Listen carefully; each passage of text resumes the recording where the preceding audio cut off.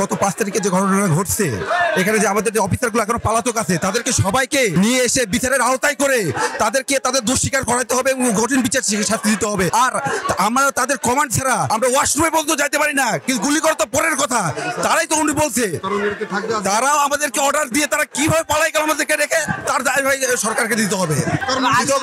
আমরা IG sir বলছে দাবি না মানা পর্যন্ত আইজি স্যার আমাদের মাননীয় আইজি স্যার বলছে আমাদের দাবি না পর্যন্ত আমাদের কর্মবিরতি থাকবে। এখন আরেকটা বিষয় হচ্ছে পুলিশ সদস্যদেরকে অবশ্যই রাজনৈতিক প্রভাব মুক্ত থাকতে আমরা হবে। আপনাদের ভাই, আমাদের কেন মারবেন আপনারা? আমরাও তো একটা জাতির শিকার ভাই। আমরা তো সব পুলিশ তো আর আপনাদের সাথে উল্লেখ করে নাই। সব ঘটনায় তো সব পুলিশ তো ঘটনা আছে। আমি নিজে লং মার্চ, ছাত্রদের লং মার্চে অংশগ্রহণ করছি। আমি একজন পুলিশ সদস্য হয়ে আমি ছাত্রদের সাথে একতা পোষণ করছি, কিন্তু আমাদের নিরীহ যারা পুলিশ সদস্য আছে তারা কিন্তু কোনো কিছুতে জড়িত ছিল না, তারা বাধ্য হয়েছে গুলি করতে। এই জন্য আমাদের সিনিয়র অফিসাররা দায়ী, শুধু সিনিয়র অফিসাররা দায়ী। আমাদের রাজনৈতিক মুক্ত পুলিশ লাগবে, রাজনৈতিক মুক্ত পুলিশ।